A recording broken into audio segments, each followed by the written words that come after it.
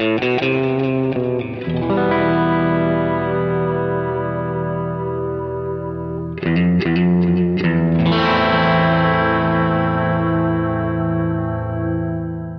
listening to Mark of the Maker.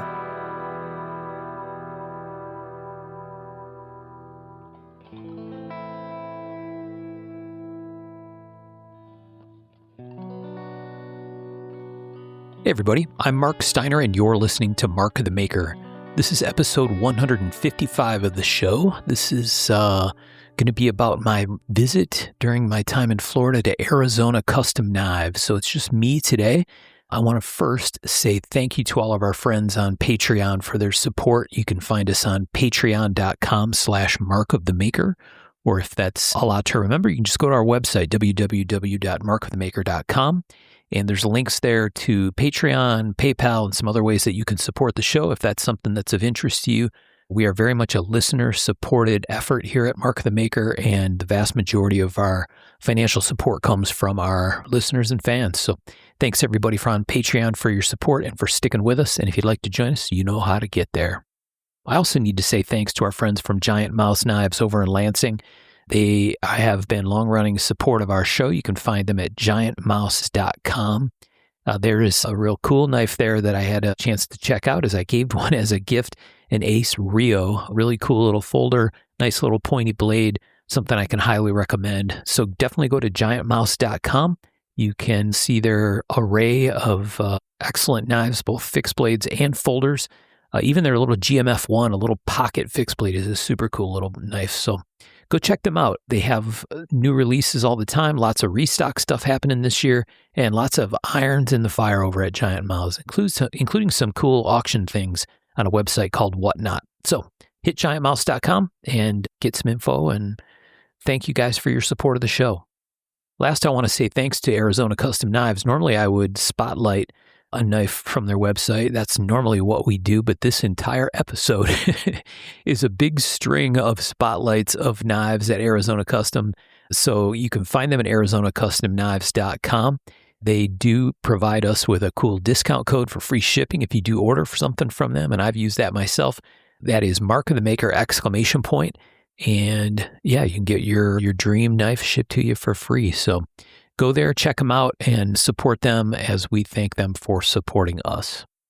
As I mentioned in a previous episode, we did a little teaser, and I think here at the top of this one I said as well, my wife and I spent about a month in Florida earlier this year. We had a great time away. It was a nice way for her to disconnect. She just retired, and it was a nice way for her to sort of check out. We played a bunch of golf. I worked remote while we were there, and it worked out great. I also took a little bit of time and went over to visit the guys at Arizona Custom Knives, to their actual office that they have, where they have this vast inventory, 17,000 plus knives.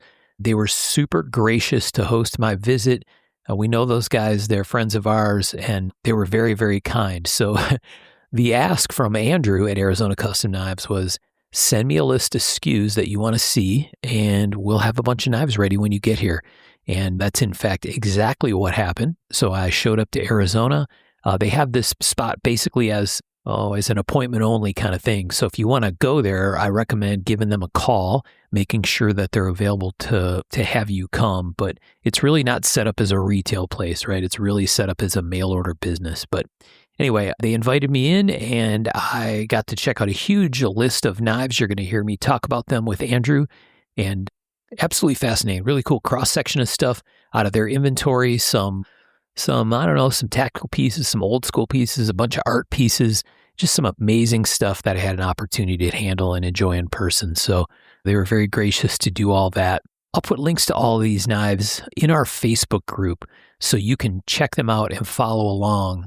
You can also probably search and find them, but the easiest way is I'll put links to all of them for each of these SKUs or item numbers that Andrew shared with me when I was there. So be sure to join our Facebook group if you're not already there. And if you are, definitely check for these links, because I'll make a post with a bunch of comments attached to it that has all of these knives. And some of these you're definitely going to want to see. After I got done chatting with Andrew and went through this huge pile of knives, I sat down with Henry Hyman to talk about Arizona Custom Knives history, how it became to be the massive dealer that they are today. why they're called Arizona Custom Knives and they're in Florida, some history of the business and some other stuff. We had a super interesting conversation about the knife business, the knife economy, the knife community, and it's something I think you'll really enjoy. I was fascinated. It was a great conversation, and it was very kind of Henry and Andrew to have me come join them. So give it a listen. There's 2 segments. You'll hear a little transition in between, and hope you enjoy it.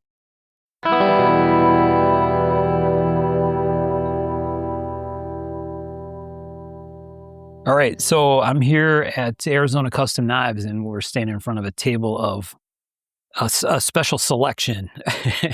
And I'm with Andrew from Arizona Custom Knives. Thanks for having me. Thanks for coming. Yeah, and Andrew said, yeah, come over, but don't just show up. Give me a list of stuff you want to see before you come. So the guys and I put together a big list, 20-some items, and Andrew was very kind with the team to pull some stuff out for us to look at. So this is going to be kind of walking around this table of fabulous knives, kind of, I hope, from most genres. Yeah, a lot of fixed blades, I think you picked a lot of things from pretty wide stretch. You know, you've got some older things, you got some engraved autos, you got some integrals, you got, of course, the Monero short sword that everybody keeps talking about. Right. Some Bill Moran, Skagel knives. So there's a Moran over Somewhere here, I think. Yeah. All sorts of things. Historic Randall's stuff. All sorts of things. Yeah. So it should be cool. I don't know. What do you think? Where should we start? I mean, just pick there's a spot. no rhyme or reason here. All so, right. it's just kind of what Let's start with this Lyle since it's on the end. So why don't you explain, Andrew, what we're looking at and why this piece is extra cool? Well, I forget exactly what the deal is. You have to forgive me because I touch 100 knives a day. So this one's first of all was from 1985, but the guy ordered it.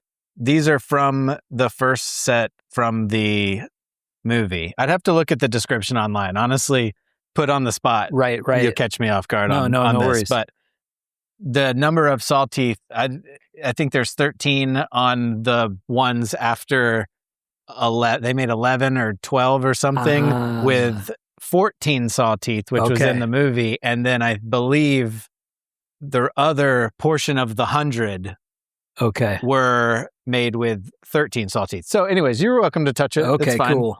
So we're looking at a Lyle First Blood. Yes. And this is part of a very small run, right? Yeah, it was like the movie run, so to speak, and he offered them for sale. And then this one comes with letters from him in 1983 confirming, there's the thing. The first 14 were the really one. This one's 65 or something like that. But anyways, it's from the first 100 made of that.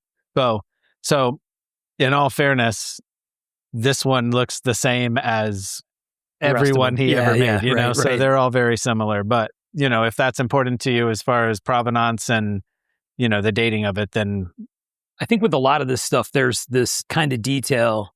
I know the Randall guys are huge into that, right? Mm-hmm. There's so much nuances in the Randalls. Right. So the number of teeth on this, like you said, is an example. And there's, I think, a few pieces in here that are like that are, you can tell the date by some tiny feature or a little bit of difference that may or may not have intended to be a marker, but somehow is.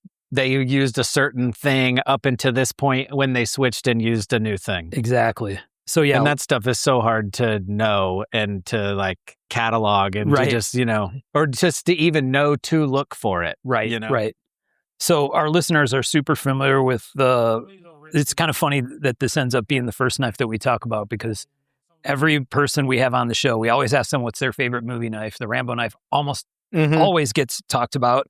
And it's such an influential thing and a cultural icon. So it's super, super cool to see another one in person. I've seen them before in the past.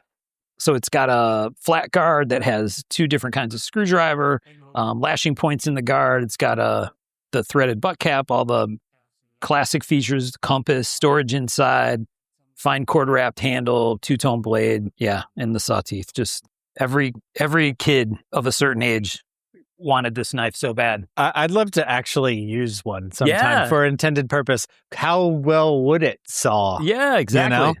That's what I want to know.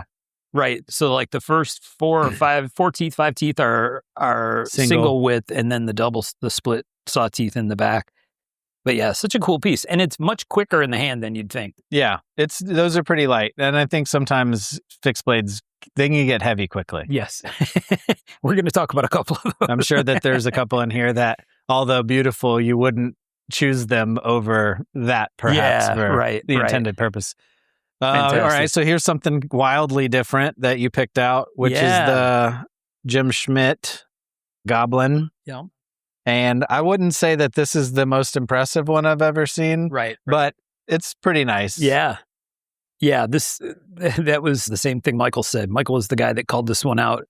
And because I talked to the guys about putting together a list for Andrew when I came to visit, and Michael said the exact same thing. He said, it's not the coolest looking goblin, but it's a great example of that knife. Right. Sure. It's just, this is kind of an iconic art piece, really. Right. I mean, this style and this goblin knife thing is very much. It'd be pretty unwieldy to actually use. I mean, yeah. Yeah. Could you imagine that rolling around in your pocket? No. So what we're looking at, I'll share pictures, but this is a big piece of crown stag, a stubby, fat piece of crown stag. And on the end is a goblin face. We've talked about this knife in previous episodes, I think, or a knife like it in previous episodes. And this is basically like a lockback. Is that the way this one works? Yep. Oh, yeah. So yeah, big piece of crown stag, curved handle, Jim Schmidt. Very, very cool piece. Really nice, high polished rope file work along the back. And then this just pushes in like a regular lockback. Absolutely. Brass liners. Such a cool piece. And then I believe this one, does it have a blade stop in there? No. Some of them will have like blade stops in the back and the bottom. That's like a little piece of mammoth ivory or something. So the blade doesn't slap. Bounce. Yeah, right. I'm not sure that one has that. Right. Yeah. What a cool piece. Super deep fluted bolster and that kind of stuff. So yeah, the goblin in the back. That's iconic thing for his work. I think Larry Thwagen does as well. Similar. Yep. And so this says Schmidt 3-79? Probably. Yeah. Yeah. So do you think that's number 3? I bet it's number 3 dated 79. 79. That makes sense. Really fun piece. Something unique for sure. So yeah, we wanted to pick a crazy cross section of stuff. Okay. Well, then this is a Skagel, not the world's most impressive Skagel, but I mean, most of them aren't. Most of them look just like that. So I have to say, I've not handled a Skagel before, so this is a really cool experience. And then that's, obviously built a whole style of knife making, right? Like the Bearings and Rocco and some of these other guys, that Mike Malash that specifically make Skagel style fixed blades. Yeah. Yep. Right. So stacked leather, brass, copper looks like too, probably aluminum or steel, brass guard. Yeah. Very cool with the classic Skagel mark. We've talked about this stuff so much on the show. This is the kind of piece that Tom is crying quietly into his coffee about not being here to check out. He knows how to get a hold of me. He does. He wanted to come over and his schedule didn't work out, but yeah, what a cool piece. Like you said, not a super crazy one or anything, but sure. And what else is cool about this one, I think, is that somebody used that. They went as far as to put their initials on the sheath. Yeah. So, I mean, that's probably skinned deer and it's, 100 years old and, whatever. So, yeah, I mean, that's just, neat. And it's still just as functional as the day that it was born. Right. A little less attractive, but just as functional. Yep. Yeah, and straight out of the northern part of Michigan. Very cool. What a cool piece, man. Thanks for showing me that one. Yeah, very well-loved sheath, right? And then, I mean, now this is just so wildly different. Yes, opposite end of the spectrum. Stephen Rapp, fully engraved, gold everywhere. I mean, completely over the top. And the scene is Bonnie and Clyde. Oh, no. Like. Oh, yeah, Bonnie and Clyde, right. This is the kind of piece that we talk about on the show. And we're looking at pictures, sometimes really, really good pictures like you guys have, or museum pictures on pieces, but they're always so much different in person when you see one of these knives in hand. Yeah, fantastic engraving. Yeah, I mean, you really got to just sit with it for a while to see everything involved. Yeah. So we'll share pictures or links to these for all of these that we're talking about. And at the time of recording, all of these are still available. There you go. Like you said, tons of gold. Wow. And not just one kind of gold, too. I mean, other other dark, I don't actually know if that part of me almost feels like it's copper. That's but what it looks like, yeah. So, and I don't remember, did Steve engrave this one as well? I'm sure the engraver's marked on there somewhere unless he engraved it. But I don't know. All that stuff's in the description. I can't remember everything. Yeah, lots of really nice classic. And I believe that is probably a takedown as well. Yeah, it looks like it looks a lot of times with takedowns, I'll take them down just because I'm curious. Right. And that one's just a little, I probably just won't take that one. Yeah, right. Yeah, this is a really, really nice piece. It's so interesting too. Sometimes like the blade, which is like the most important part of a knife, is like the simplest part of the knife, I was just going to say the easiest part to make was the blade. Yeah, that's an interesting contrast on this one, right? That the blade is very plain or simple, but even the sheath, like if the handle on this was plain, even the sheath is more, whatever, is more ornate than the knife itself. Oh, for sure. Yeah. Yeah, so it's got a metal sheath with more gold inlay all over the place, super nicely engraved. Really pretty, like some very traditional like vine engraving, but some Bellino work as well. It's really, really nice. And some super subtle shading stuff too. What a cool piece. Very People cool. will love to see this. I mean, that could be the pinnacle of someone's collection. Oh, absolutely. Absolutely. It looks symmetric, Andrew. Does it go back in the same way? I believe it'll go in either way. Oh, yeah. You'll know in a second. Yeah. Fits up super nice. What an awesome piece. And then again, we're bouncing all sorts of directions. So now we're looking at a Lum dagger. It's funny when we were talking about picking knives, Birch said, we got to pick stuff Mark wants to buy and like make him buy something while he's there. Well, I do hope you'll buy something while you're here. Yeah, exactly. Me too. This would be a great example. Lum dagger. So this is I think people probably could picture what this one looks like, but and again, it's not perfect either. I mean, or what is? Well, it's just a little smudge. Yeah. But these things have been around for so long. You're just kind of the custodian of it for some period of time. Yeah. So this is just classic Lum, right? Really, kind of like a Lum, Mayo, certain guys, right? The simplicity, but somehow super, super simple, impressive elegance at the same time. Yeah, beautiful palm swell in the handle, taper tang, the whole deal. And a dagger, which I always love. Sometimes it's better to do something simple really well than do something really complex really poorly. Yeah, especially on a grind like this, right, where it's convex at the tip of the dagger. So to get the dagger grind done right and in the middle, which he definitely did, and then get the convex to all line up properly is, again, classic Lum. What a cool piece, man. What is this? Any idea how old this one is? No.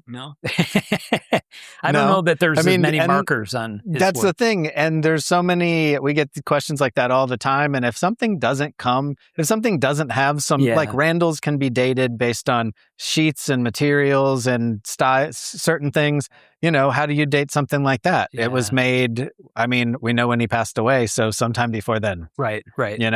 But there's just, if there's no paperwork, if somebody gets rid of any paperwork, maybe the maker didn't provide any paperwork. Yeah. That's like this hint Lyle. To all the makers out there. That's like this Lyle. At least there's some kind of provenance, right? You can trace the guy it back kept to the him. letters that he wrote him, so. Exactly. Yeah.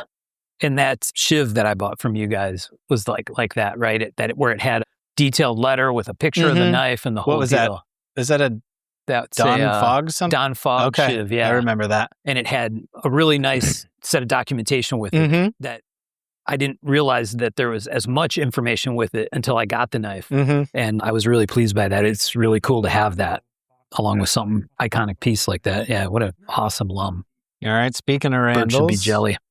Was this a Soligen Randall? I think so.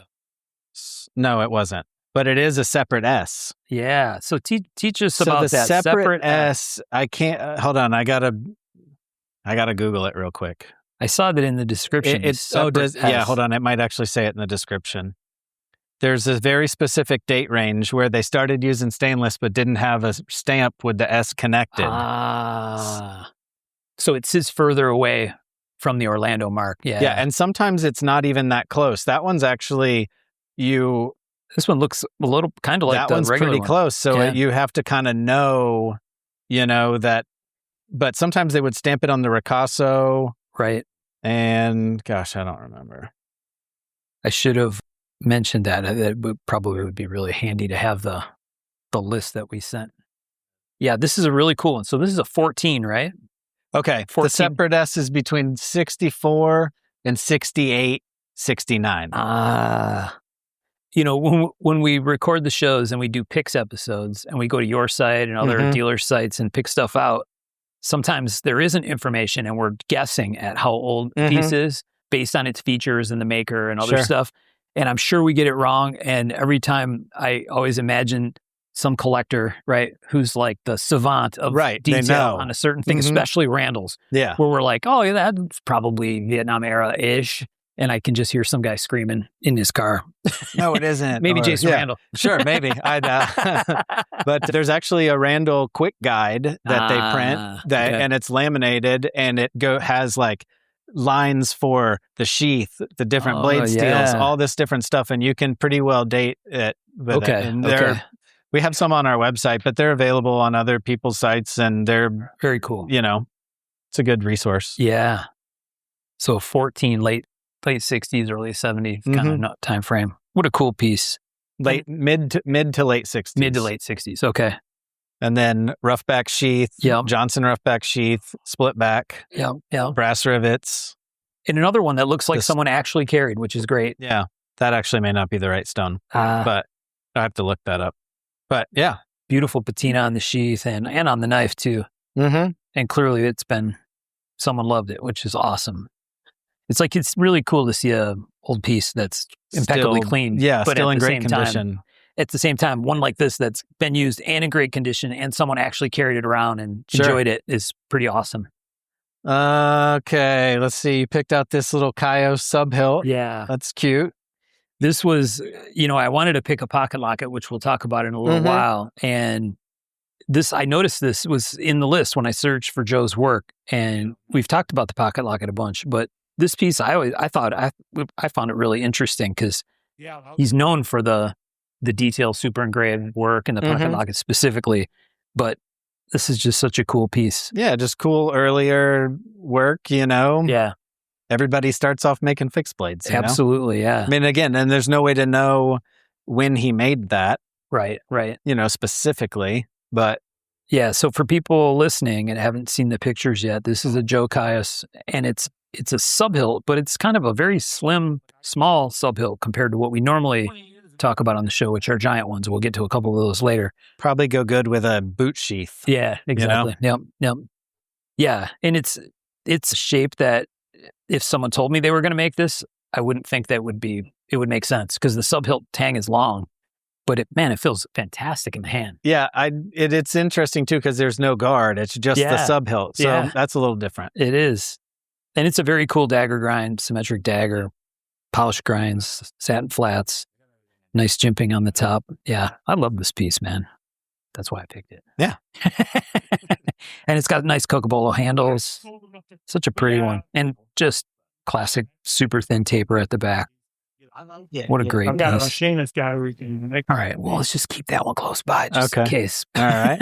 Well, let's talk about the infamous Monero short sword. It feels like we've talked about that one 6 times or something, but I mean, it's pretty substantial, and it's got standard checkering on the handle. Yep. And at the butt. He always does the butts. Yes.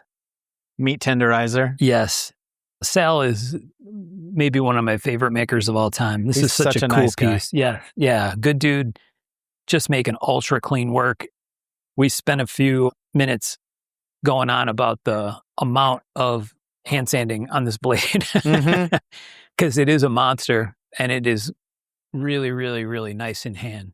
Getting some full extension on those strokes. Yes, absolutely. Yeah. So we've talked about this on the show. This is a Monero short sword and it is monster stock, right? 1/4 inch or better. No, I think it's like 3/8. Yeah. Okay. It's probably like 400. Yeah, 0.4 or something. Yeah, it's an absolute beast. We assumed it would be really heavy, and it totally is. It is. It wants to be a 2-hander. It wants to. And it has a grip for it as well. So, like you said, checkered all over. This is classic Sal, just on extreme scale. And I think I asked him, I think he said he made a couple of these. Really? I think so. I'll have to go back to our conversation, but not many, if I remember word. Maybe that was his words. Not many. Yeah, I don't blame him. Yeah. Yeah, way too much work. Your arms get tired on every step of the Every process. pass of the sanding, yes. What a fun piece, man. All right. This thing is looking at me. This is pretty. I'm not even sure that I wrote this up. So I think we talked about this. Okay, knife. I remember this knife. Sean picked this one. Who owns this? This is an Iba. I won't tell you, but I know who it is. Yeah. Gosh, I mean, that's just completely over the top.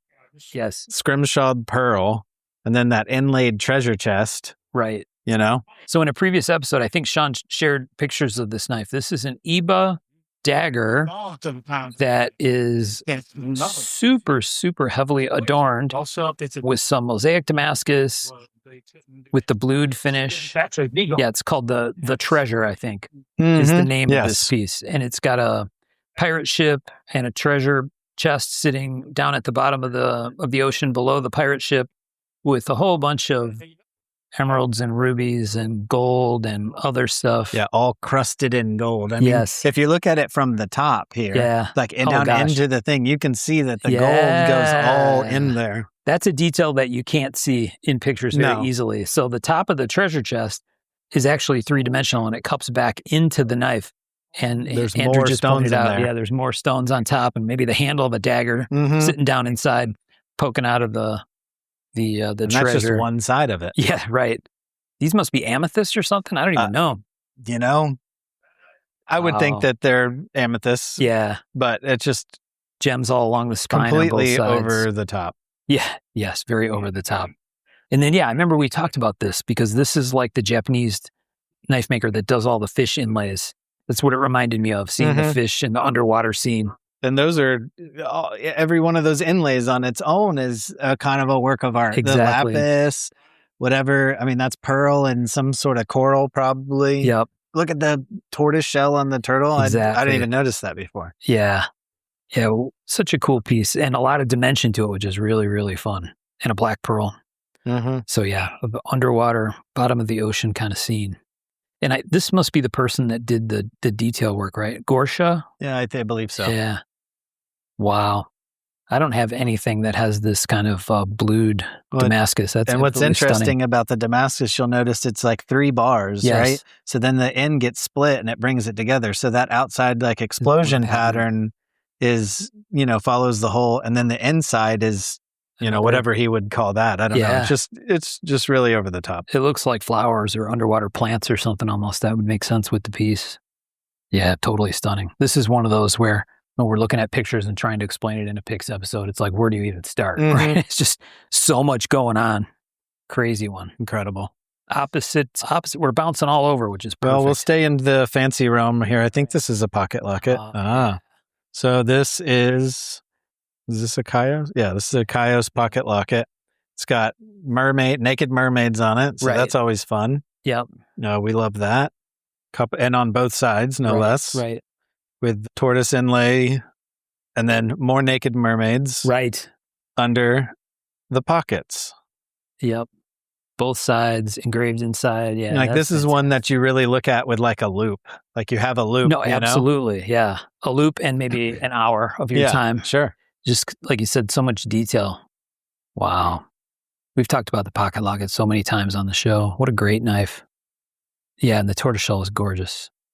Gold inlay everywhere. What a neat piece, man.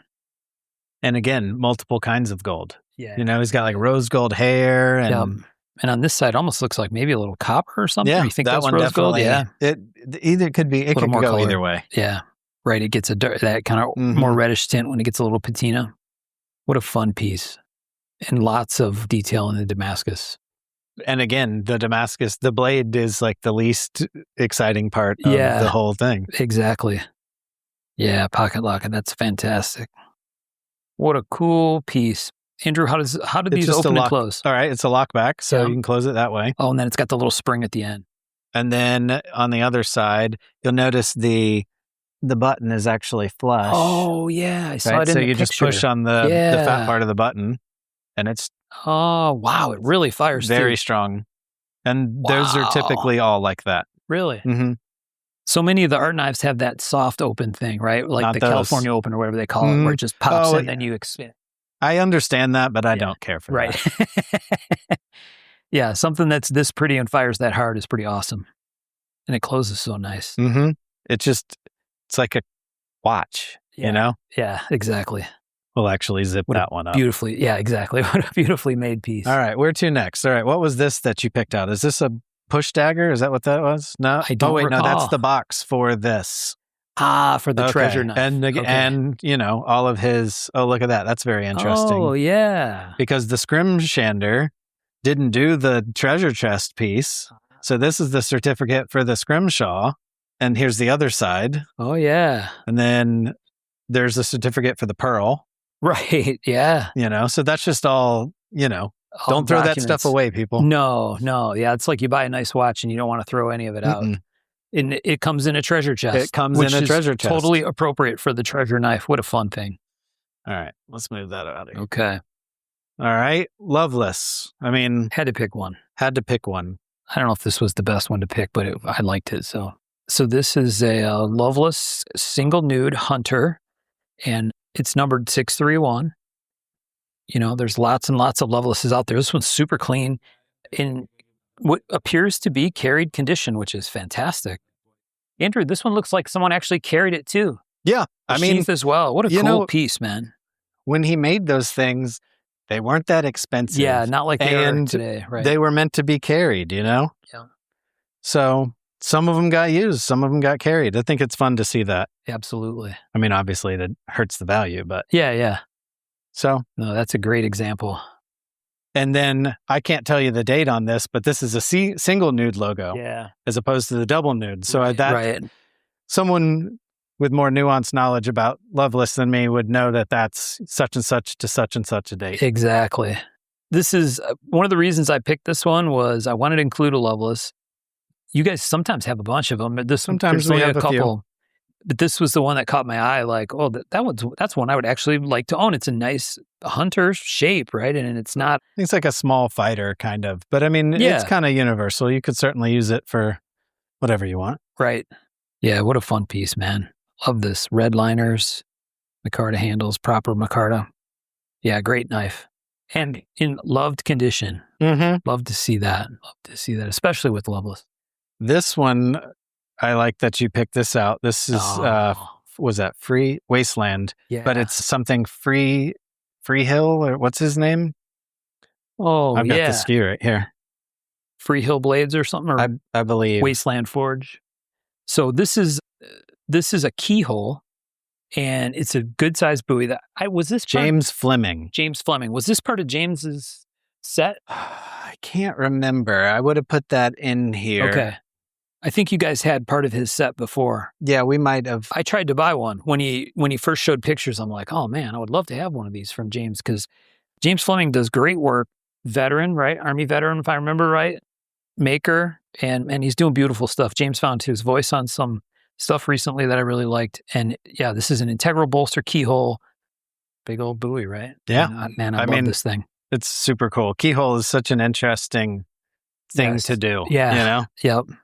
I'm sure it's super difficult. And if you don't get it just right, you got to scrap it. Exactly. Scrap the wood and start over. Birch loves the keyhole. We wanted to try to find a good one. And this is one that we picked out. And it's a great example. And just the whole thing of blade guard integral is cool. Blade guard tang integral, super cool. And then, by the way, it's keyhole, right? So it's like somewhere in here, you know, there's some tricky construction going on and an invisible seam and some other stuff I've seen. Even more interesting, if you look here, right, you'll notice the pattern isn't really distorted at all through here. So he probably wasted a lot of material somewhere. Like, I think this was probably forged down to some degree, but like the pattern isn't even disturbed here. When you get back to where the guard here, starts, the pattern it doesn't it's not starting to get compressed. Exactly. So he wasted a huge amount of material to make that the way that it is. Yep. Because otherwise, you know, does that make sense? It does. Then you wouldn't even notice that if you didn't look for it or point that out. That's a maker people should go check out if they're not already following him on Instagram. I think he got a bit of a splash when he made his his set for his ABS stuff. Mm-hmm. And he got some visibility, which is fantastic because his work is outstanding and really nicely done. Yeah. And I think if I remember right, at a price point that's pretty reasonable considering the complexity of some of his work. So fun piece. This is a Randall with Shaw and Leibowitz, Lewis and Clark engraving on it. Tom picked that one. And I looked up, it said that they made 150, but they only actually made something smaller, right? They only actually made 150, but I think initially they were going to make up to 300. Yeah. So, and that's, some information that I got online. Sometimes that stuff is pretty hard to track down. Old forum posts from 20 years ago. Yeah. And, Exactly. Yeah. And I think this isn't a standard shape right out of the catalog. This is a kind of a unique shape. It's kind of a unique shape. It's similar. It's kind of, the blade shape is kind of unique, especially with that angled grind like that. I'm sure it's like something else, but off the top of my head, I can't think of what it would be. Yeah, it's like a bushcrafter or something has that similar kind of shape with the angle grind. I guess the 28 is kind of like that, but this is much, much larger. Yeah. Really cool piece. And when you see the pictures for people that are listening, you'll see, standard Randall on the logo side, and the back side has that huge deep relief engraved. Yeah. And I think super collectible piece, right? Mm-hmm. What a fun knife. Lewis and Clark. Tom loved this. He says, "Oh, you got to pull that one." So. Oh, I bet if Tom came here, I would just turn him loose. I don't think I'd. Yeah, all right, here we go. Okay, so we talked about the Schmidt. Yeah, the Schmidt Goblin. So then you've picked out another Goblin by Larry Fuegan, who we brought up. Now this one is, look, even the tongue is articulated in the mouth, so it moves around. Yep. And I'm pretty sure that's a piece of walrus ivory, the tongue. It looks like it. And it's just, this one's really over the top. Not a lockback, though, just a friction folder. Yeah. And if you look even inside the handle. Oh, wow. Like the stuff that you can't even see. Right. It's all file nothing's been left unpolished, unmanipulated in some way. Right. Yeah, fantastic. I was at the Arts and Metal, the first one that Steve did in Nashville, and Larry was there with one of these knives. And I was just completely blown away. I'm pretty sure. Does that go with this? It has a stand. Okay, here. So. Oh, wow. All the 93. And then it sits on the stand like that. Yeah. So. This is a kind of piece that deserves a stand for sure. Look what's interesting here. Now, there obviously was some sort of deposit made. Right. But what was left to pay was $600. Okay? So what was the deposit? Yeah. I'd have to think the deposit couldn't have been more than maybe $400. Maybe it was half. Right. So somebody paid $1,200 for that? Yeah. Theoretically, in 1993? Nuts. Yeah. That's ridiculous. Yeah. Oh, that guy bought it. Yeah, right. Yes.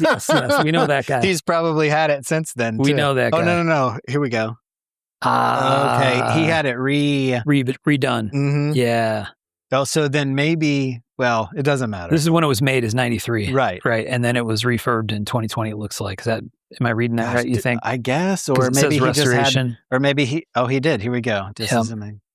Okay, there we go. Yeah, okay, so he paid $600 to have it refurbed. Yeah. Okay, now we're back on track. All right, so I'm going to read Larry's description because it's far better than what I could do. The handle is in carved North American stag with file-worked nickel silver liners and carved steel spacer, which is wildly understated for what it actually looks like in person. The eyes on the back are blue topaz in gold settings. The tongue moves around. I think that's kind of a fossil walrus ivory. Yep. Good call. Fossil walrus ivory. And the display base is really cool. There's a big piece of scapolite mineral with a teak wood base and a little stand. And it looked like from the photo that it's made to be left partially open because you want to show the face. So ladder pattern Damascus, 4 inches, overall 10. It's a friction folder. Man, Larry's work is always impressive. And kind of like a very specific genre, right? This style. Art. Very much art, yeah. What a cool piece. And it's always really nice to have paperwork with it, too. Right. Yeah, so if you're looking for one, that's a great example. Yeah, makers, put the paperwork with the knives.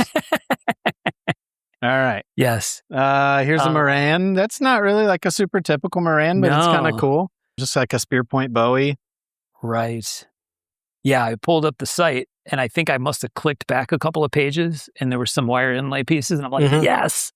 And then, they're sold. Yep, they're sold. So I paged back a little ways and this looked like a really interesting one. It's got a cool, what would you describe this blade as? Just a spear point Bowie. I mean, it's a fat spear point. Yeah. But yeah, it's a Moran and we couldn't come if you had a Moran and not see it. So Lime Kiln Maryland. Yeah, fantastic piece. Simple but classic. Mm-hmm. Also looks like a takedown, right? With the nut. No, that one's soldered You in think, there. You're right, at the base, yep. But that would have been how he, assembled it. Yeah. I mean, I bet if you tried hard enough, you could probably right. Yeah, a little heat, little pressure. Does a lot. What a great handle, too. Mm-hmm. Super comfortable palm swell. Nice guard. Yeah. Simple, but awesome. All right. What else we got here? Who made this dagger? Do you remember? Oh, Owen Wood? Oh, is that the Wood dagger? I don't remember. Is that one or a different one? Vince Evans? Oh, Vince Evans. Yeah. That's what. So that's. Yeah. I'm not sure if Michael picked this one. Yeah. He said, they have a Vince Evans. You got to see that. So Vince Evans stuff is typically super historically based, right? All of the stuff he makes has got a very strong, tip of the hat to history. Well, we titled this one Medieval Dagger. I don't know if he titled it that or if we titled it that, but it's fitting. That's a great description. Yeah. Got the bow tie style guard, tons of detail. What do you think is on the inlay or the center part of the guard? Well, it almost looks like Damascus. Yeah, it definitely looks like Damascus, but it might just be that maybe that's just slightly relieved and then that was like plum brown instead of gun blued. There's also like a plum brown, right? Awesome. But I have no idea. Could be. Ivory handles looks like beautiful Damascus. Some interesting lengthwise running fluting. Even engraved on the undersides of the ricasso. Oh, yeah. Yeah. Oh, really nice engraving. Mm-hmm. And the scabbard details. Very nice as well. Yep. Metal mount. That might actually be fine silver, the way it's patinaed like that. Is it leather wrap metal? I think. Or wood? No, I bet it. Look, if you look inside, you can see it's probably like some really soft wood, maybe. Yeah. I don't know, but it's just very cool. Yep. Backside of the guard. I like this little tiny detail. Is super nice. More flowers right at the central part of the guard. Lots of leaves and understated, but also overstated, like kind of at the same time. Yeah. Yep. Very good description, and it's really decent size for its weight. You can get all the way through somebody. With that. Yes, exactly. That's. What would Sean say? Kill a motherfucker 5 times over. Yeah. All right. Here's a weird thing. Which guy wanted Tom this pulled out? Tom wanted this pulled out. Okay. Well, we wanted Skagel. So we talked about the Skagel. This is another Skagel piece. This is a Skagel bed warmer. And it's just basically intended, I guess you just put coals from the fire in it. Yeah. Cover it up, slide it under the sheets. Sounds like a pretty sketchy predicament. Burn your house down arrangement. But the interesting thing is, it's like the only stamp on the whole thing is there's like one little stamp. Oh, it's right there. Oh, yeah. And one of the right. So that's like a thing. Like, did he make that for someone, or did he get bored? I think when we did the episode in the research, we found that he made a ton of stuff like that. Pots and pans and copper work. Copper and tin things. Yeah. So I think he did a lot of that for local people up in the northern part of Michigan, the northern part of the lower peninsula of Michigan. Yeah. And that there was some interview. I don't remember if it was with Dr. Lucy or somebody else where he went to the shop and there was all kinds of pots and pan stuff hanging in the shop. That'd be cool. So yeah, I guess he must have made a lot of it. But yeah, it is a super interesting piece. Can I pick it up? Yeah, absolutely. Wow. Bed warmer. What was the other guess as to what it was? I think at one point, before we really knew what it was, I think at one point we might have even had it listed as like a Dutch oven. Oh yeah, or something like that. But that's been kicking around here for a while. So if anybody's interested, what a cool piece. Wood handle, lots of copper. Yeah, and a tin lid. See all the solder and stuff. Yeah. Right. Sealing everything up. Wow. Bed warmer, Dutch oven, frying pan. I guess. We added some things to it. Maybe I should remove some of that. Who from Mark of the Maker picks a frying pan? Tom Crine. Tom Crine. Well, it's double. It has multi-purpose for him and his bushcraft lifestyle. Yes, exactly. His bushcraft lifestyle. Yeah, Tom could use this if he has to stay at the shop. You know what I bet it would do really good at? Making popcorn. I thought this exact same thing. It looks like a popcorn maker. Should I add that to the title? Yeah, there you go.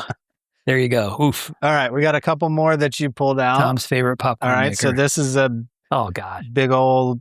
So this, remember when we were saying the Lyle's light and fast, right? You know, this is the opposite. Do we just pull straight out?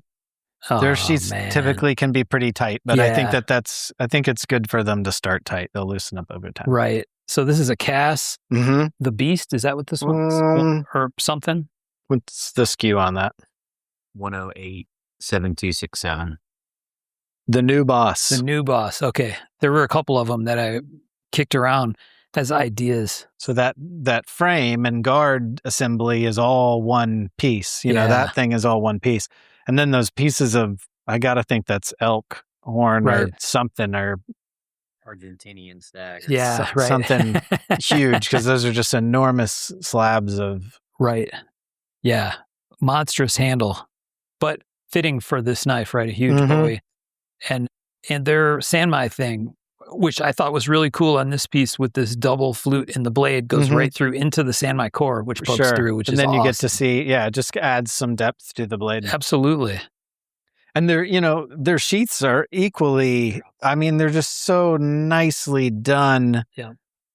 You know, it's nice to have a equally impressive sheath to go along with an impressive knife, you know? And I think the two brothers, right? The one makes the knife. I think it's three brothers. Oh, is it three? Right? Yeah. Wow.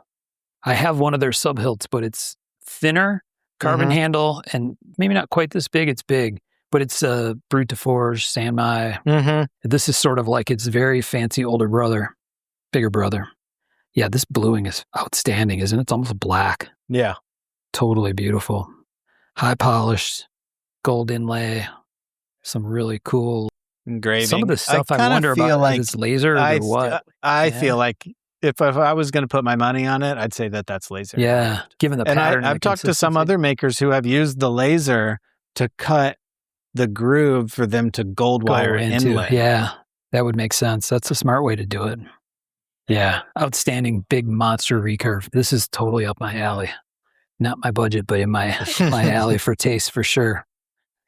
What an awesome piece. And as usual, beautiful shapes, right? Those guys do not miss on beautiful shapes. And I think there's one more over here that you picked out from them. And worth mentioning, the very elaborate shape of the front of the guard is cut into the sheath. And mine's exactly the same way, even though it's a much less dressy piece. Oh, gosh. Yeah.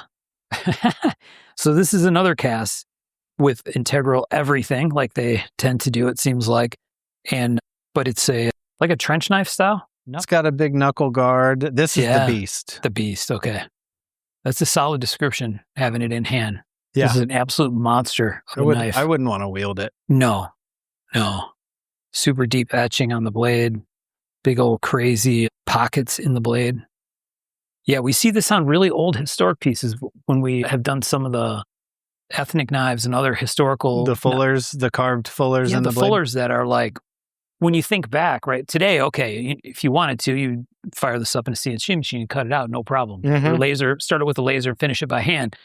But when you're talking 1400 or something, right, and you see crazy fullers like this, it's like, how on earth Stone did you do against steel. Yeah, right. Stuff must get chipped out.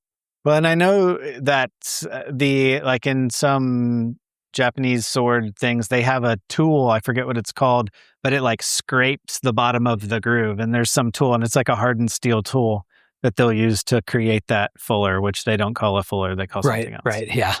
I love this piece. Another takedown. I don't know if that one takes down. It looks like it could take down. That was a little heavy to be taken down, but yeah, I guess I'm not sure how you would even do that.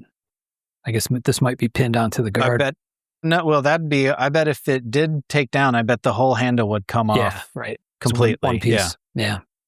Yeah, this is ironwood. That's what it looks like. Yes. Yeah. Ironwood always has like kind of almost a, if you catch it in the light right, it almost has like a holographic quality, or like you can, I don't know if I'm using the right word, but that's what I think of. The chatoyance. That's a better word. That's the $10 that is a better word.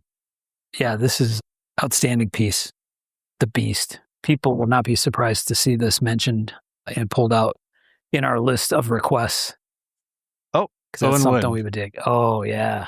This was a late ad, right? Yes. All right. So this is an Owen Wood art dagger, I guess what I would just call it. I don't even know what else to call it. But Birch found this one after I'd already sent you the list, and he said, "Oh, Owen Wood, we should look at one." Yeah, fantastic. And we were talking about the bars, the multi-bar Damascus stuff. I mean, same thing here. And even more so that he isolated it to the flat of the grind. So the grinds are all in that other, Damascus pattern. Just very interesting. Yeah, it's almost like a zipper pattern that goes down the center of the flats and then gets skinny as it goes toward the end. Mm-hmm. Yeah. I mean, just the forethought to do that, Right. To make that piece of steel. Super waspy guard, beautiful fittings. I don't know what the handle is, do you know? I'm sure it's some sort of stone. It's probably onyx, or I don't know. Real black, shiny stone is what it feels like. And then a very cool guard or fitting on the end. And again, without paperwork, you're doing nothing more than like guessing, really. Yeah. Right. So we try not to guess. We'll be vague if we don't know, we'll be vague. Yeah. Art dagger is a good description. Let's see. Black jade grip is what I put. Black jade. Yeah. So. Oh. Yep. Beautiful. Yeah. And the guard is like got a blue tinge to it for sure. Super cool piece. Wow. This is amazing. A stunning piece in excellent condition, Andrew said, which is right on the money. Right on the money. Yeah. I think that I have a set of scissors from Grace Horn, and I'm pretty sure it's Owen Wood Damascus that they're made from. Oh, really? Yeah, which is really cool. They're like these calligraphy scissors that would go into a roll of scrolls. Is what the design she took it from. And she had the Damascus EDM'd, so the handles nest together when it closes, so it looks like the holes for the handle are in line with the blade. Okay. And she had it EDM'd lengthwise from the side and pocketed out so that the pattern matches when it's closed. It's really, really a fantastic pair of scissors. Not excellent. Maybe my most useful pair of scissors, but they're the coolest by a mile. But your favorite pair? My favorite pair. All right. Pair. Is this one more? What was this one? Oh, this is yeah. Some room for me here. Yep. Let me get the popcorn popper out of the way.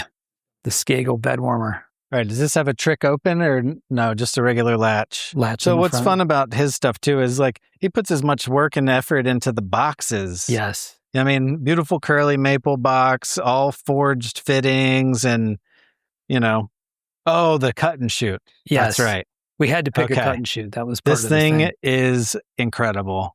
I mean, just embellished in every way. And I think when you cock the hammer, I thought that, okay. Yeah. Put that up. Anyways, the trigger, you don't want to be slamming. Yeah, right. Don't be throwing sparks in here. Yeah. So. Right. And I just thought it was fascinating that it's a kukri, right? So it's a kukri blade, but it's a cut and shoot, which I don't know that I've ever seen before. I thought that was really, really interesting. And the gun, the black powder on top looks like a cannon, which is on point with the theme, Pirates of the Caribbean. And yeah, super heavily engraved. Handles carved. Yeah, super deep relief carving, right? This is one, just like very indicative of his work. They're all like this, it seems like, at least the ones we've seen. We've talked about them a few times. Just screws out right there. And then that is their little ramrod. The ramrod. Yeah. Oh, wow. How cool is that? I was looking for it and I couldn't remember where the ramrod was. Right. I thought there was supposed to be something. Wow. And I can't remember what caliber it's in, but I'm sure it says it in the description. I think it's 22 maybe or something. I don't remember. It looks bigger than that, doesn't it? Be. No, it could be it's sleeved 22. in there or something. What an interesting piece. I'd never seen his stuff in person before, so that's really an extra treat to be able to see this. Yeah, kukri cut and shoot. We love cut and shoots, man. We talk about them all the time. It feels like somebody inevitably picks one and somebody will cry foul because it's like, hey, wait a second. That's not the category we're doing. Why not? Yeah, right. Why not pick a cut and shoot if you can? And the case is amazing. This is definitely something people have to check out the pictures of because, like you said, all the display stuff and the cases are outstanding. That other one that we asked about, we said, oh, that stuff will for sure be available because it's very expensive. Right? And there's another set that was an axe and a dagger. And I put it on the list and Andrew said, oh, that actually just sold. And we're like, somebody spent some bucks. It was pretty impressive. Yeah. So yeah. Well, what an awesome case. Love that. Yeah. And all this very heavily engraved stuff. Adorned. Yep. With the maker's name inside. Love it. All right. That's show and tell. Show and tell. Fantastic. Andrew, thanks for walking me through these pieces, Yes, man. sir. They're beautiful, and I appreciate you pulling them out. Such a fine lineup. All right, we'll take a break here and come back to it.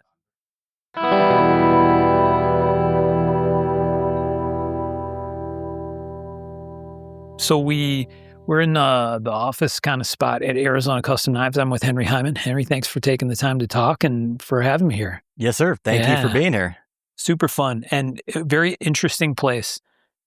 The guys walked me through the building, and not a storefront with a bunch of glass cases with knives inside by any stretch.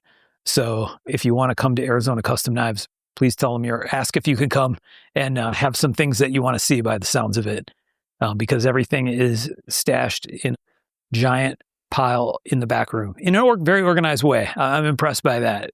The idea that you could get in there and pull stuff out like you did for me today, right? Without it having it be a disaster is a testament probably to a bunch of years of doing it. Yeah, absolutely. So there's over 17,000 individual SKUs back there. Yeah. All very organized. I try not to go down there because I just misplace things for the guys that have to pull orders and put things away. So I think they try to keep me out of it. Yeah. But it's just getting, bigger and better and more organized every year. Right. Is that a thing that every year it seems like your inventory is higher, the amount of stuff?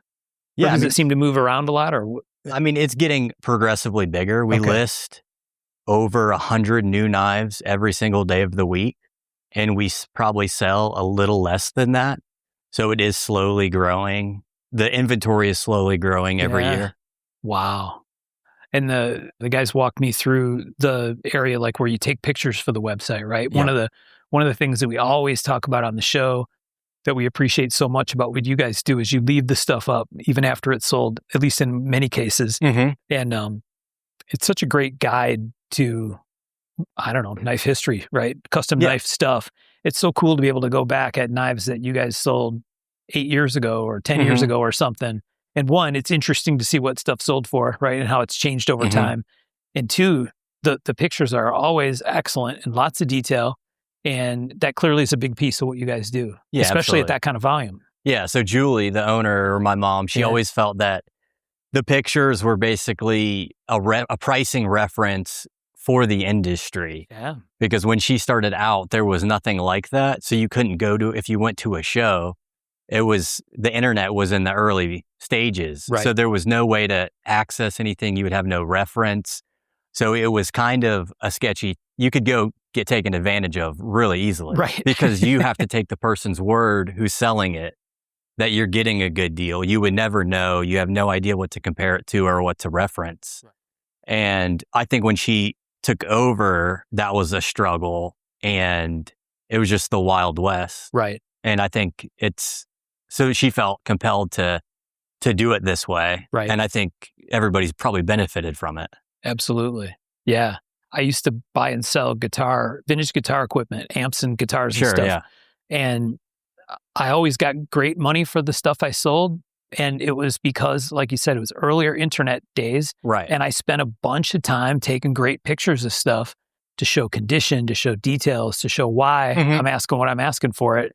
And, it's competing against somebody who has a text-only ad about their thing they're trying to sell. Right. You know what I mean? And there's no competition. People feel so much more comfortable when they can see condition, right? When you guys describe the condition and someone can see a photo in very nice detail, great clarity, what are they really in for, right? When this thing shows up at their house, you'd hope I'm sure there are, but hopefully not people that end up acting surprised. when they get a piece. Yeah, absolutely. And it's not like I tell people all the time, it's like, it's difficult to know what things are worth.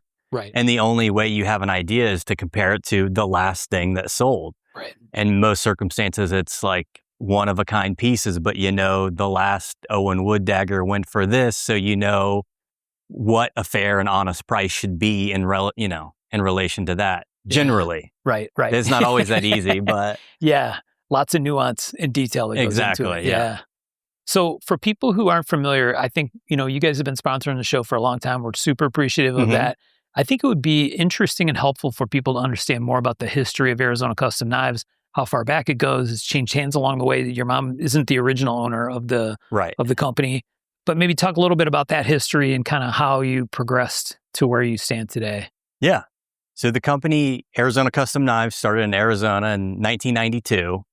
My mom bought it in 2001. Okay. And she was getting divorced. And up until then, she had been, she was a full-time nurse. Yeah. And she was trying to figure out what to do and what the next stage of her life would look like. And so she had a little bit of money and came up with the idea of buying a business that she could run from the house and then spend more time with my sister and I and help, raise us and be a mom. And she was always a tomboy. Her uncles had farms in Tennessee. So she grew up around that. Her dad, always had a knife. And I don't know how it happened exactly, but she found like a business broker. Okay. And settled on this business, Arizona Custom Knives. Wow. And at the time, it was 2001. So previously they were doing catalogs, like mail to your house catalogs. Yep. And they had just started a website. So the website was just a couple of years old. Okay. And so she did that. Basically, she bought the business, moved all the inventory into a spare room and worked from the house. And there was, I think, Jay and Karen Sadow were the original owners. And I remember Karen came and stayed with us for a couple of weeks to help her get her up and running. Check that. I remember I must have been in first grade, so however old I was, but I remember I kept peeing on the toilet seat and I had to share a bathroom with this woman, and she kept getting on me about peeing on the toilet seat. So I learned real quick that I That's funny. But so that's how it started, and it was very difficult the first couple of years. Yeah, I bet. And basically, so I brought this up here. This was basically when she bought the company, she got all the inventory. Okay. And then they came and stayed with us for a couple weeks. But this is basically everything that she got with the company. And you have to, she was always around knives, but like, you got to learn what the slip joint models are, what the blade shapes are. And this was basically her training catalog. Check that out. Which is pretty crazy. That is. Did she make this or no? I think together, this or the guy was. had it? I think this was part of it. Like, this is training information that she got when she took over. That's fantastic. So it's pretty cool. Oh, really, really cool. Yeah, stuff about materials and patterns of knives and that's fantastic. Man, maybe they were for people that they had working for the business originally. That might be part of why they put this together, because it says job requirements and all this stuff. Yeah. Wow. And I think they traveled to a couple of shows with her in the beginning. Okay. Not a whole lot, but it was kind of sink or swim. Yeah. Wow. Coming at it from someone who used knives in real life, like most of us do at some point or another. Exactly. But not as a knife enthusiast. Right. By any stretch. Yeah. Wow. That's really, really cool. And it's cool. I couldn't find any, but the catalogs that they used to mail to your house, it was basically printed out every month. And if things sold, then they would cross it out, say not available. Oh, wow. Or there would be a price and there'd be a line through it saying now this price. Yep. And yeah. Wow. That's awesome. Yeah. An actual, like you said, instruction guide. Yes. On what to know. What to know. Exactly. I have to imagine, the reality of anyone in that position as a newly single mom trying to find a way with a family, right? Mm-hmm. Coming into a business like that must have been incredibly challenging, right? Like trying to even be respected at all, right, by the people that are the collector community. Yeah. I can only imagine what that must have been like for her. Let alone like as a woman at that time. Exactly. And because, I mean, for the most part, it was all men. Yeah. I mean, pretty much entirely men. Yeah. And it's guns, knives, whiskey. Right. It's basically the manosphere that you're walking into. Yeah. So I think it was a big shock and learning experience for her. Yeah. But I mean, she took to it and she found a bunch of good mentors. Right.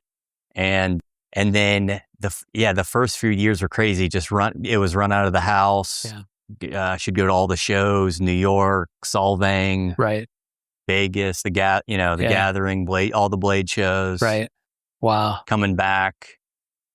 For the first few years, it was her and then one employee, and they would just work out of like an office in the house. Yeah. And then my room would be like the inventory room where there'd be like shelves and stuff. And so there was just walls lined with knives. Yeah.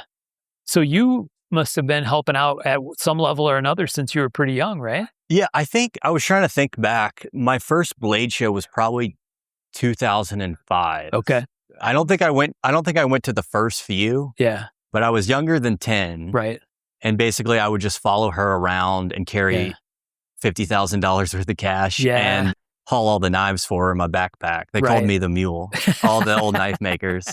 Like Bill Ruppel, I think he started, Bill and Preston, and they would call me the mule just because I would carry all the knives for her and hang out. Wow. So that's got to be an interesting way to kind of grow up, right? Around that crowd of people. Like you said, sort of a very specific kind of people, but in my experience anyway, generally awesome people, right? Yeah. Like who were cool and willing to talk to you about stuff. Salt of the earth. And I would hang out with Mickey Yurko a lot. Yeah. Him and his wife. So I'd go hang out at his table and he would show me, martial arts moves and self-defense and just talk to him. So honestly, a lot of great mentors for a kid to have. Absolutely. A young kid to have. Yeah. We went up and we did like meet and greet self-defense weekend, Rick Henderer's place one time. Those were fun. I got to travel to New York with her, Vegas. Yeah. She went to plenty of shows without me, but it was a great experience getting to travel to those places. Yeah. And she always went out of her way to make sure we did special, go out to a restaurant she wanted to try or, go see the Statue of Liberty and go do these different experiences along the way. Yeah. Yeah. I think that's a mistake sometimes people in the collecting side of things make. I've made it before too when I first started to go to shows, is to not try to enjoy something else around the show. And my wife was a huge influence on that because she had been to a few knife shows and was kind of like, I get why you like it and the people are nice and I can appreciate that. And she got a better feel for that part of it and why I enjoyed the people around it. But she's like, let's attach something to it, right? If you're going to go to Vegas, it's not that far to go to Zion or Grand Canyon. There's fun stuff that you can go do. Let's tie an adventure in with it. And so for the past bunch of years, that's what we've been doing. And it's made it a lot more of an enjoyable experience. Yeah. Because you come out of the intensity of an event like the Vegas Gathering show or something, right? Where it's a lot. There's a lot. And Vegas is a lot anyway. Right. And then we did it both ways where we went to the Vegas show first and then went and did stuff. And then we did it where we went and hiked or walked around or saw some beautiful scenery and then went to the show. And I think our conclusion was go do the show and then decompress out doing something fun. I think that's the way to do it, especially for us too. I can't imagine being in her position because most of the time a knife maker, by the time they get to the show, their work is done. They're hanging out, they're trying to talk to people, they're having a good time relaxing. That's when our work starts because you got to work the show. And some of the shows are laid back and nice, but some of them are like pretty intense and nonstop for what we do. And then I can't imagine as, a single mom watching over a kid and then having to work a full weekend and then being able to fit on all these other things. I think it's pretty incredible and I'm super lucky to have been able to do that. Yeah, absolutely. Absolutely. Well, yeah, huge high five to her for navigating that situation. Yeah. Right? So when she bought the business and the web thing kind of sounds like starting to grow and take off and transition from a paper newsletter to the web-based thing. kind of how did that just progress as the industry? There was a lot of growth in the industry at that time, if I remember right. Yeah. Right? In the beginning of the tactical thing and all that stuff came into the mix. The first few years were hard because then she got divorced. We moved around a little bit, trying to get settled, trying to figure out this industry. And then back then, and even up until recently, websites are really difficult because you would usually have like a web point of contact somewhere who would manage the website. And if you had an issue, you would have to get this person who's typically unreliable and you can't get a hold of them and they charge a lot of money. And so the website thing was just a constant nightmare and money pit for a long time. Yeah. And then I think when it first started to do well and get stable was actually around 2008. Okay. So, and I think that's because people needed to sell. They became more motivated to sell their knives. They couldn't justify having a $10,000, $20,000, $30,000 knife collection. Yeah. So that's when she was able to move it out of the house and into the first office.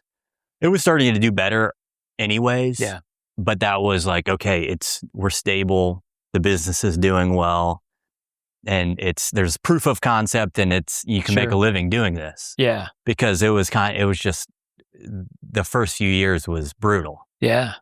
I think that's with any business, right? Yes. I mean, in this case, at least it was an established business with a name that people in the community knew. Right. But even then, I think anybody that tries to start up or restart up or whatever, yes, it's always challenging, it seems like, in the beginning. Absolutely. Yeah, I feel like everybody wants to be an entrepreneur or a small business owner. I never had to experience it, but watching her go through it, I really wouldn't wish that on anybody. I mean, I'm glad she did it because we're all benefiting and living off of the hard work that she did. But it's to make a real go of it. I don't know if most people realize what that takes. Right. Okay. So the website stuff kind of started to grow and get bigger. And did you guys end up bringing that stuff in-house, or do you still have someone or a company or something that does web stuff for you? Or So we've been through more than 5, maybe 10 websites. Yeah. For the first 20 years, getting a new website every couple of years. In the beginning, they were all custom. So you'd find a web developer and you'd make you a custom website. And then you've got to migrate all the data over the new website and spend all this money finding the right fit. And then we went to a platform it wasn't Shopify. We went to basically a platform that you can customize to what you want to do. Okay. And this was around 2015, 2016. Yeah. And that was a nightmare because that almost ruined us because you had to license the software. Okay. And it was so expensive and there were so many issues that we were constantly having to pay the developers to change it, to make it.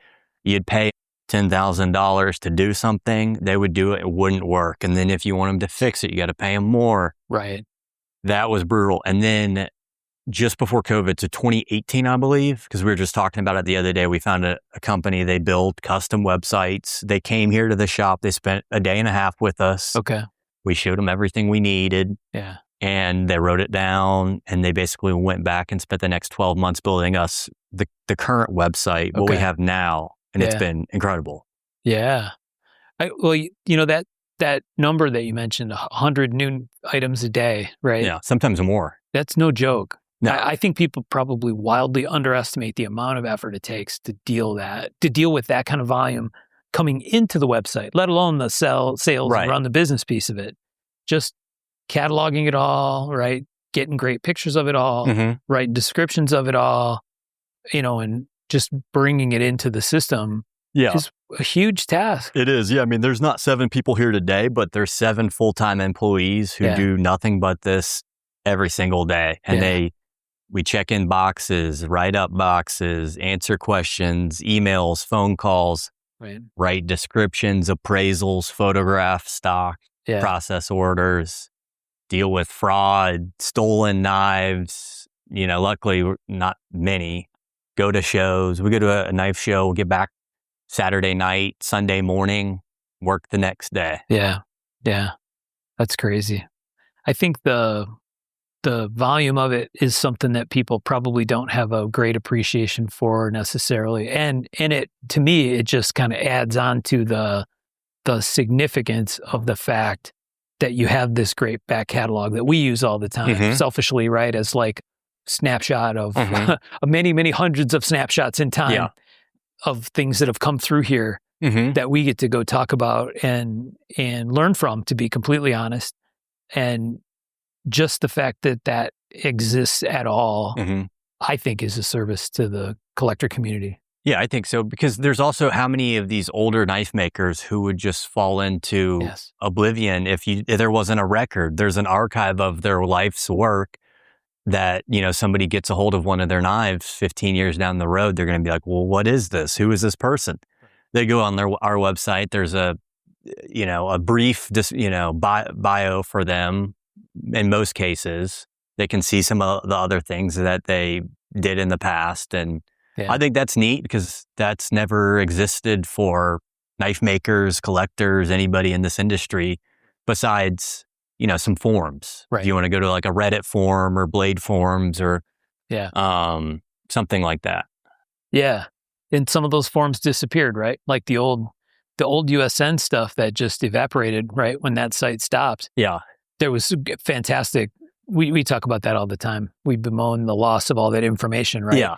Of whether it's work in process threads that makers would go look at. How did this guy do that? Right. And there were posts and pictures and descriptions and videos and all that stuff. And so a lot of that stuff just evaporates and it isn't around any longer. So I think, you know, it's what you just talked about is exactly one of the key cornerstones of the show for us, is the idea that when we are able to do history episodes, or what we've been calling history minisodes, where we each pick a maker and talk for 15 or 20 minutes about the maker, whatever information we can find, right? A lot of times they're makers that may be off the radar completely to anyone in the community 10 years or less, but they're significant, right? Because they created a style, or they influenced the direction of a style, or were part of a change in the industry.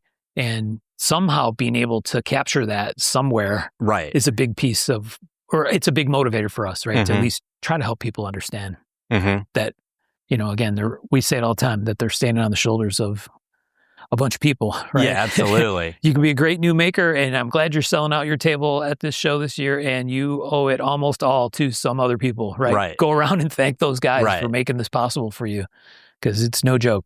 Yeah, no, absolutely. Yeah, Andrew handed me a note. He said that there's 219,000 sold listings on the website. So that's how many knives are archived on the website. Yeah. And that doesn't include, we lost a lot of information migrating from website to website. So it's probably only goes back to like 2013. Yeah, that's crazy.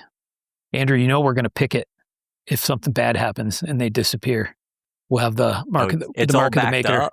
Picketing site. The only thing that could go wrong is if a drone hits a Amazon data center in Saudi Arabia, you know?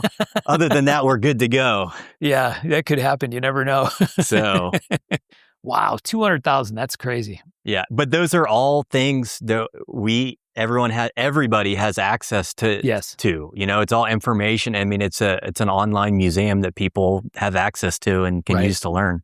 Yeah. So, yeah, that's really cool. One of the things that we talk about sometimes on the show is the importance of dealers in the ecosystem, right? Of this whole thing. And I think a lot of times collectors look at it like, oh, these evil dealer guys are coming to steal all the cool knives, right? Right.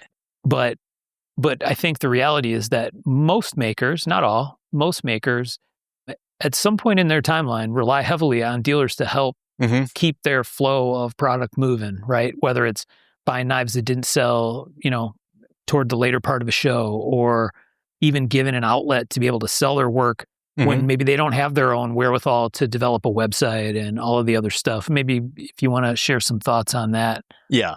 I'm sure there's bad people everywhere, but hopefully none of us are grouped in with that. But I mean, I think we're stewards of the industry just like anybody else. And I think we're as motivated, if not more motivated, to protect our integrity and to do right by knife makers and collectors. Those are our customers and the people that we work with every single day. Right. And if we burn somebody or do something wrong, that just hurts us. Absolutely.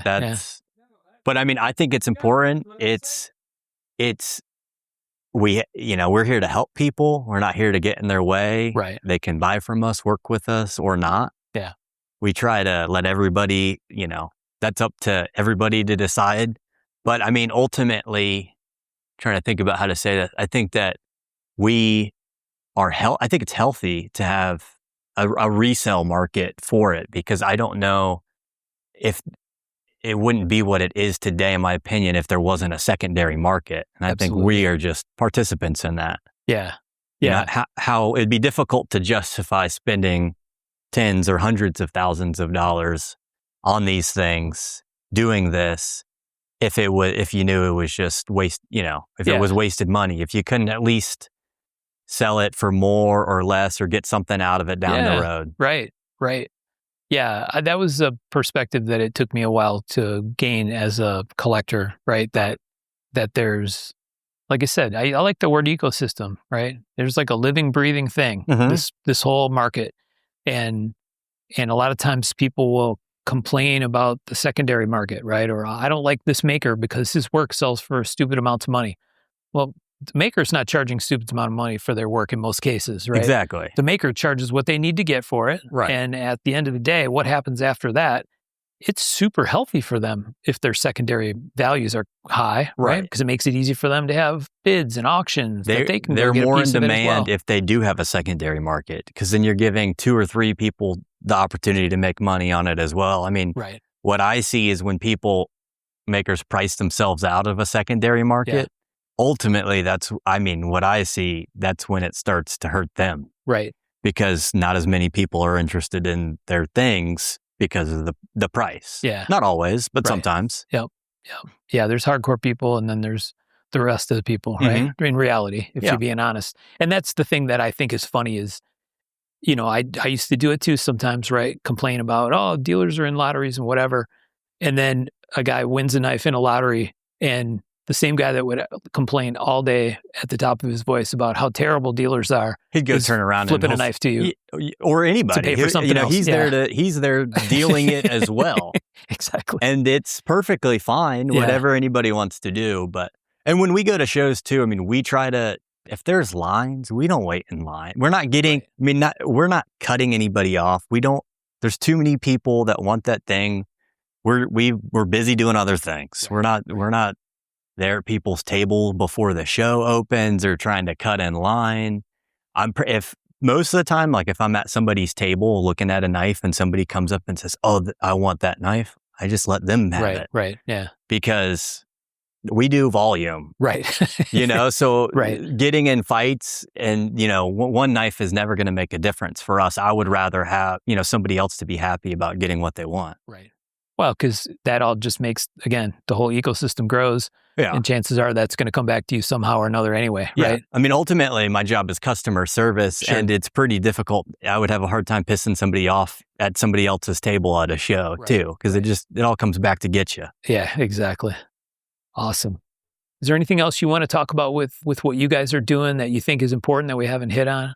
To me, those are kind of some key points, right? Is the value of it to the community, the reality of, it's an asset to have that huge back catalog of stuff for us knife dorks to be able to go back and do research on and see. And like you said, in reality, for people to go use as a price reference, right? Or even just to see, hey, this maker wasn't always super hot and sell it 10 times table price or whatever, right? Well, I don't know if I have anything else to add to the conversation, but I have a question for you. Yeah. What if you had AI access the back end of our website? What information would you ask? Like if you could be like, that's a great question. Look at all their sales data, or look at prices for this maker over time, or what information would you want to know? Boy, that's a great question. Because I don't even know. I'm curious because that's a new thing. Yeah. I don't think we can do it now, but I wouldn't even know what questions to ask. I feel like you would have good questions. I think if from a business owner perspective, I think there's tons of value in that. Yeah. Just because you could do exactly what you started to talk about, which is okay, make a list of makers. Show me the top 20 makers from a growth perspective, right? To help you start to crystal ball a little bit. Is there something there? Like, I want to go focus on this maker who might not be on the first thought list, right? Yeah. When it comes to shows and trying to buy pieces or even buying pieces on the secondary. Yeah. There's probably a ton of value in that, because that's like in my work, that's what we find with AI is that the value, I mean, there's always value in like what seem like dumb questions, right? Like for me, if I want to know about some process that the company uses, I can go ask and it pulls it out and I don't have to spend an hour trying to find that document. So that's awesome. Look up kind of stuff. But the smart stuff is where we get off into the show me trend data or do an analysis of, like you said, prices over time, or pick a genre, right? Which of the genres of our knives, right? Because you usually have categories for stuff, or at least keywords that are in the descriptions that would help. And say, you know, which of these styles of knife, you'd have to teach it which styles you care about. Which of these styles of knives seems to have the greatest growth opportunities for our business? And, you know, there's always the asterisk on anything AI that's like, make sure you double check what it tells you. Users beware. Yes. Yeah. Because it can send you way off in the weeds if you're not careful. But what would you want to know as a collector, knife maker, knife commentator? What would probably Sean? Some of the same stuff. I mean, I think the makers, it's really interesting. Every once in a while, we'll have someone, I just had someone recently talk to me about some tools for knife maker that remind me a lot of the tools that I use in the auto industry to structure workflow and project plans and raw material coming into a shop and finished product going out the back end of the shop, and keeping those tied together in ways that make sense from an operational perspective. And the ideas are fantastic, right? But the reality that I find is, knowing many custom knife makers, most of them have no interest in something like that. No, right? Because if they wanted to do that, they go work for somebody else, right? In a business where they pay some smart people to figure those things out. So, you know, I think people could see the value in that. And it would be probably, I would guess, similar for most makers. Would they find a use for AI-based data analysis? I'm not so sure. I know there are some, right? Some of the younger makers who really do look at it more as a business, right? The example I always use is Brian Felter, right? Brian is super creative guy, always does some creative stuff. Always amazed at the kind of nutty things he comes up with, and interesting things, right? Not bad ideas. They're all great ideas, all the ones that make it to light. But Brian also runs it like a machine shop because that's his background. And most makers are not that guy, right? And so I think for people that understand business and how it works, tools like AI tools are probably more interesting. It might be really interesting for a new maker or someone who's coming at it. This seems to be a thing anymore in the last several years, is the emergence of knife designers who aren't makers, right? Younger guys who... It gives them the option to design, like it gives them more options and flexibility to turn their designs into an actual thing. Yeah. And tools like that could be really helpful for those guys trying to find a niche, right? Like, I'm trying to figure out, if I'm going to design something, what do I design? Like, I like to design fixed blades, but I don't know what fixed blades actually sell, right? Like, what do people want in a fixed blade? Because me as a collector, I never bought fixed blades for years and years because I couldn't carry one, right? I'm not going to carry one to work. I can't carry a big Bowie to the office, even though I might think they're cool. So I never bought them. I only focused on folders. And then later on, I kind of got to a different place with my collecting, mostly thanks to this show, where it became more of an appreciation of, the art sounds a little too foo-foo, but like there's beauty in giant fixed blades. I love huge fixed blades, right? As evidenced by the picks that we went through downstairs today. They're so cool, and it's okay that I'm not going to carry it. I used to have this weird justification thing in my head. Not weird, but I think probably typical justification thing in my head where I had to feel like, I would actually use that, or I wouldn't be afraid to put that in my pocket or whatever. Same reason people wouldn't carry necessarily a super fancy, like the Treasure eBuff knife downstairs, right? That's interesting. That reminds me, we have a customer who's blind. And he loves collecting knives. And I thought it was the weirdest thing for the longest time. And then you started thinking about it's like something you can, his experience is through touch. Yeah, exactly. And to be able to like hold it, handle it, he can't experience art, or there's not much else he can experience like that in his life. Yeah, my wife and I were at a museum. It might have been at Chicago Art Institute, where they actually had some paintings where they decided, okay, we're going to not protect these, right? And maybe they were from newer artists and stuff, but it got into the idea of letting people with vision impairment you could actually feel touch the paintings. That's cool. Yeah, and they could feel the brush strokes of the oil. And people found there was like this mind-opening thing for vision-impaired people to actually be able to get some sense of, a sense that you and I might not take in the same way, by actually being able to feel the brush strokes, right? And I just thought that was so cool. It's like, wow, what a interesting way to consider art, right? And it's same with your example with the blind collector, right? That's fascinating. The idea that someone's I thought it was so weird for a while, and then I had to sit back and think about it because I was talking to him on the phone, right? And it was to the point where they've got a service, or maybe it was somebody helping them. They make the phone call, hey, this is the person, and then I talked to him a couple times since then, and I was like, "What? I wonder why." And then you start thinking about it. I'm like, it's probably, I mean, he can listen to the TV, right, talk to people, read Braille, but he's not feeling paintings or anything else. Yeah. So that's fascinating. We'll have to talk more about the AI thing. It's interesting that question. I think everyone in business that's paying attention is asking themselves that question, right? How can I use these tools? And there's a little bit of, when you have a hammer, everything looks like a nail kind of deal, right? Like, I want to force it into what I do. And I think there's places where it naturally makes sense, and probably a lot of places where maybe not so much. I don't know. How do you think Interesting to think the knife industry's changed for the positive or the negative since the time that you've been participating? Oh, massive growth. So that's, I think, generally good. It's been very interesting to me personally to watch the progression of Chinese and Korean companies and the progress that they've made just mind-blowingly quickly to where this makes makers shiver, right? But where, like, someone will do a production collab with a Chinese company, and the production collab, if over a couple beers, someone might actually admit that it's as good as or better than their custom pieces. You know what I mean? And do I think that's a threat?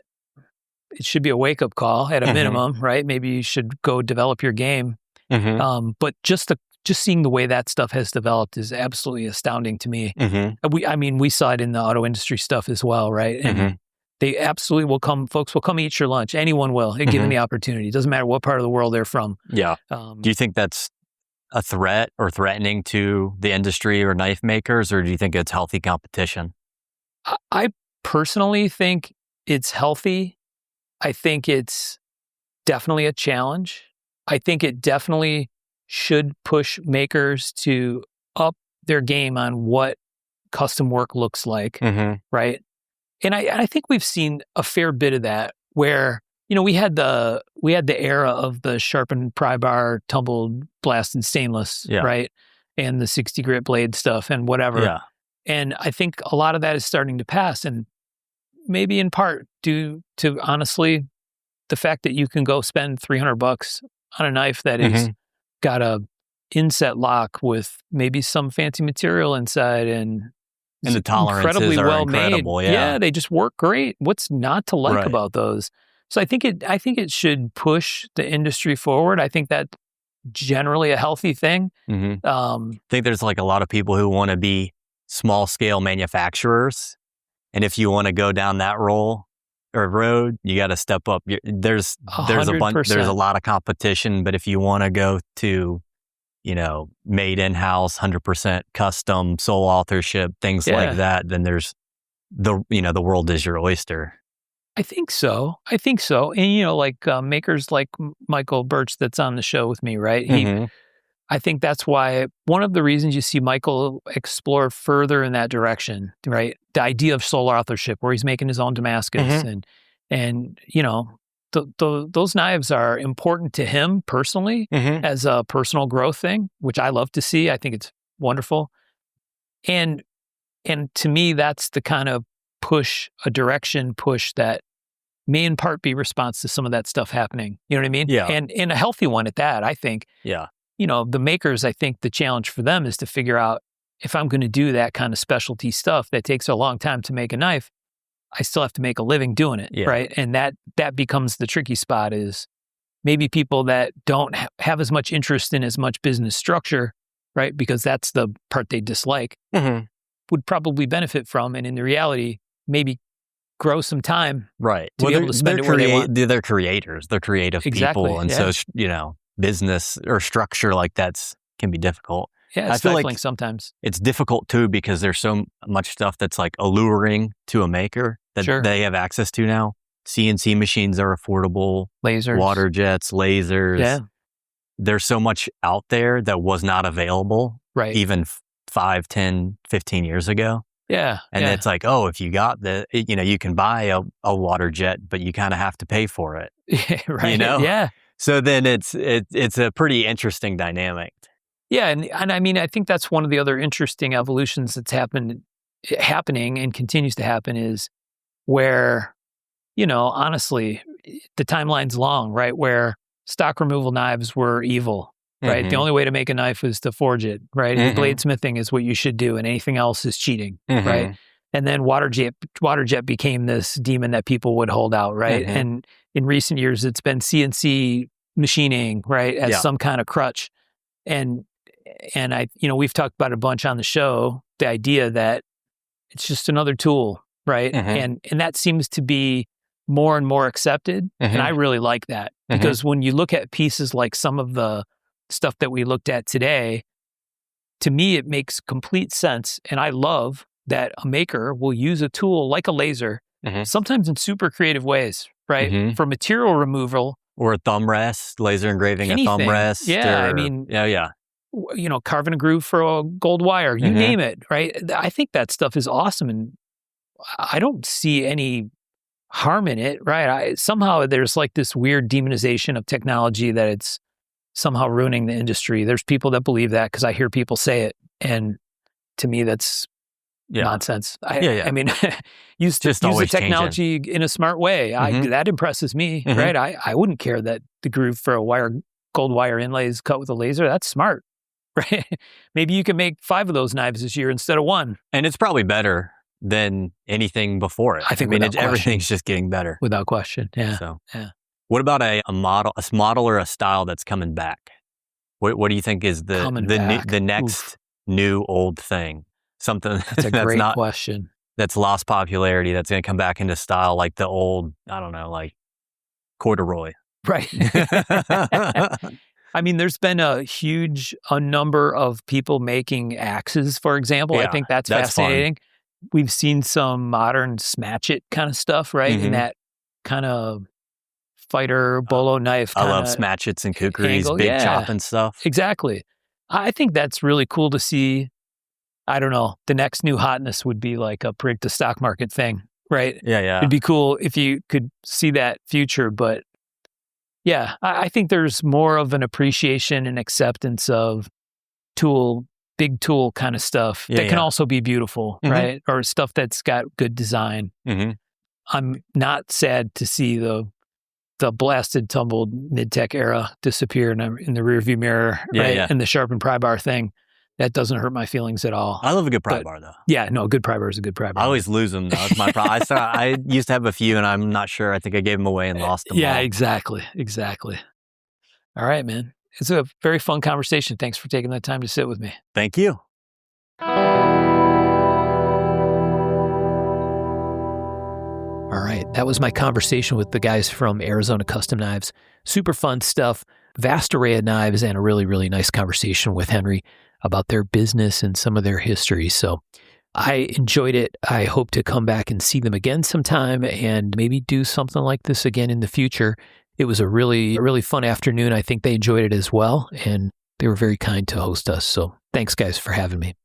I just want to say again, thanks to our supporters and our sponsors, our folks at Patreon from Giant Mouse Knives and from Arizona, who've been long-running sponsors of the show. We appreciate your help and your support. And you guys keep the lights on around here, keep mics in motion and all of our gear in place. In fact, this entire episode and a couple others here have been recorded with some new mobile recording gear that we really, really like. It works fantastic. And that was all enabled through our listenership and sponsorship. So high five to all of y'all for helping us get good content out to you. That's it. Thanks everybody for listening. We'll talk to you next time.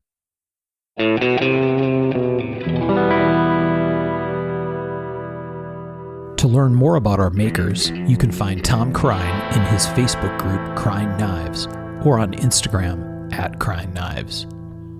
For Michael Birch, check birchtreeblades.com, Facebook group Birch Tree Blade Works, or Michael's Instagram @BirchTreeBlades. For my own projects, I'm on the web at raygundivision.com or check my personal Instagram @msteiner. For those interested in photos, references from the show, or discussion about the show itself, you can always find us on the web at markofthemaker.com, in a Facebook group called Mark of the Maker, or on our Instagram @markofthemaker. Last but not least, credit for the ultra cool and haunting background music we use for the show. This is a piece called Noir Guitar by Stevie's Amp Shack, found at the Free Music Archive and licensed under Creative Commons CC BY 4.0. And as always, thanks for listening.